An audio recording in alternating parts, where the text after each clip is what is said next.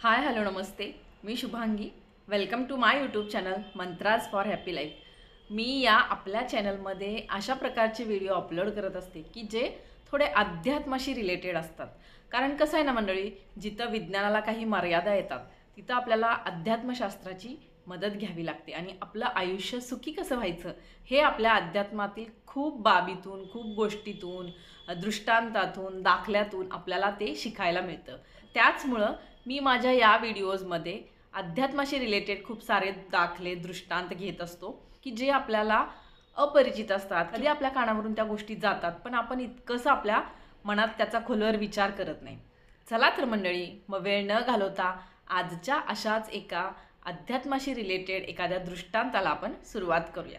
मंडळी, आपण कधी कधी खूप विचार करतो पण तसा विचार कधी कधी केल्यामुळं आपल्याला किती गोष्टींना सामोरं जावं लागतं हे प्रत्येकाला माहिती आहे.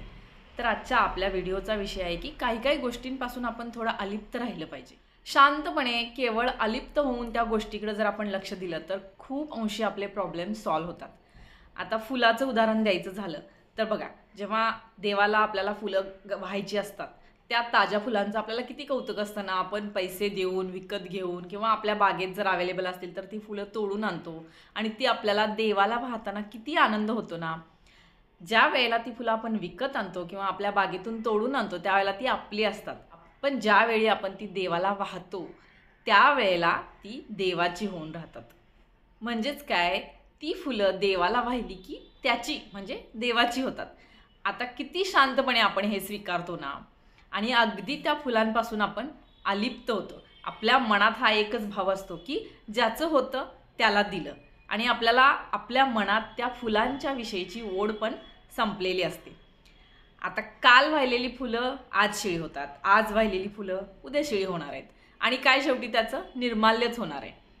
मग हे निर्माल्य आपण काय करतो की कोणतीही इच्छा मनात न ठेवता आपण पाण्यामध्ये अर्पण करतो.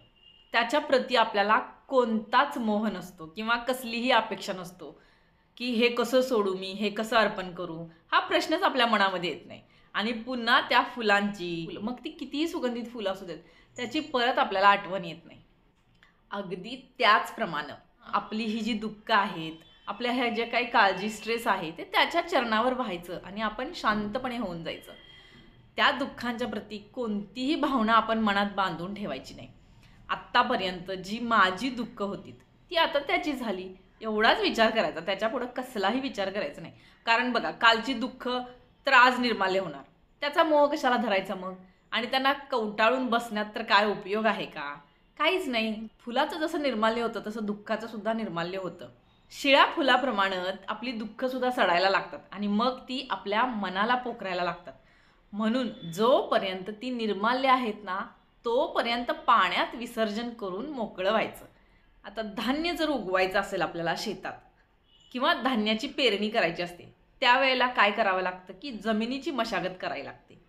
तरच ते धान्य जे आपण जमिनीत टाकू त्याचं चांगलं फळ मिळणार आपल्याला.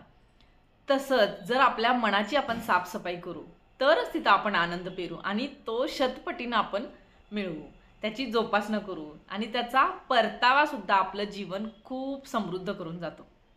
मंडळी, तुम्हाला पटते का बघा, जर पारखून घेतलं तर कुणीच आपलं नसतं, समजून घेतलं तर कुणीच परकं नसतं. माणसाच्या मुखात ना गोडवा आणि जर मनात प्रेम, वागण्यात नम्रता आणि हृदयात गरिबीची जाणीव असली ना की बाकी चांगल्या गोष्टी आपोआप घडत जातात. दुसऱ्यांच्या दारात जर आपण सुखाचं झाड लावलं तर त्या आनंदाची फुलं आपल्या दारात नक्कीच पडतात. आता ह्या ठिकाणी मला एक भगवान श्रीकृष्णांचा दृष्टांत आठवतो. एकदा भगवान श्रीकृष्णांना काय झालं की जेवणासाठी उशीर झाला. मग त्यांच्या बायकोनं म्हणजेच पत्नीने रुक्मिणीने त्याचं कारण त्यांना विचारलं. तेव्हा भगवान काय म्हणाले की एक जण जेवण करायचा राहिला होता. आता आपल्या सर्वांना माहिती आहे की भगवान विष्णू हे आपलं भरणपोषण करतात. भगवान विष्णूंवरती आपल्याला भरणपोषण करण्याची जबाबदारी आहे. म्हणून ते म्हणतात की एक जण जेवायचा राहिला होता. त्यावर रुक्मिणी काय म्हणते की आपण काय सगळ्यांच्या जेवणाची जबाबदारी घेतली आहे का? तेव्हा भगवंतानी ऑब्व्हियसली होकारार्थी उत्तर दिलं. रुक्मिणी अगोदरच खूप हुशार होती. तिनं काय केलं की दुसऱ्या दिवशी कुंकवाच्या डबीत एक छोटासा किडा बंद करून ठेवला आणि नेहमीप्रमाणे ती दुसऱ्या दिवशी पण देवांना जेवणासाठी बोलवायला गेली. तेव्हा रुक्मिणीनं विचारलं की सगळ्या प्राण्यांना तुम्ही भोजन दिलं ना हो? तर भगवान श्रीकृष्णाने अगदी होकारार्थी उत्तर दिलं. आता रुक्मिणीला मात्र ती एक धाकधूक होती की मी त्या छोट्याशा डब्बीमध्ये एक किडा बंद करून ठेवला आहे, त्याला ह्यांनी कसं जेवण दिलं असेल. म्हणून ती त्या उत्साहापोटी ती बंद असलेली डबी ना उघडून बघते. तर काय आश्चर्य, तर त्या डबीमध्ये सुद्धा 2 तांदळाचे दाणे पडलेले आणि तो जो तिनं बंद केलेला किडा असतो तो ते तांदळाचा दाणा खात असतो.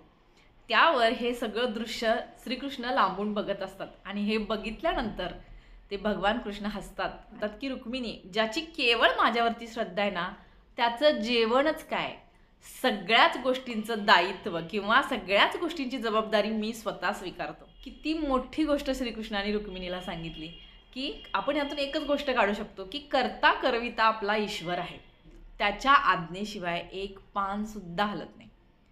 गरज कशाची आहे की ती फक्त मनापासून श्रद्धा असायला पाहिजे देवावरती आणि त्याच्यावरती विश्वास असायला पाहिजे. मग सुख असो किंवा दुःख असो, सुख दुःख हे एकाच नाण्याच्या 2 बाजू आहेत.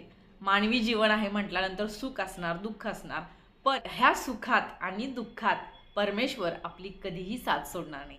बघा मंडळी, तुम्हाला जर तुमच्या दुःखामध्ये किंवा सुखामध्ये अशी भगवान श्रीकृष्णांची किंवा तुम्ही ज्या देवाला मानता त्या देवाची जर तुम्हाला साथ मिळाली असेल तर मला नक्की कमेंटमध्ये तो प्रसंग सांगा. आणि हे सगळं ऐकल्यानंतर आपसुकच आपल्या मनामध्ये एक भजन येतं की श्रीकृष्ण गोविंद हरे मुरारी, हे नाथ नारायण वासुदेवा. नमस्कार.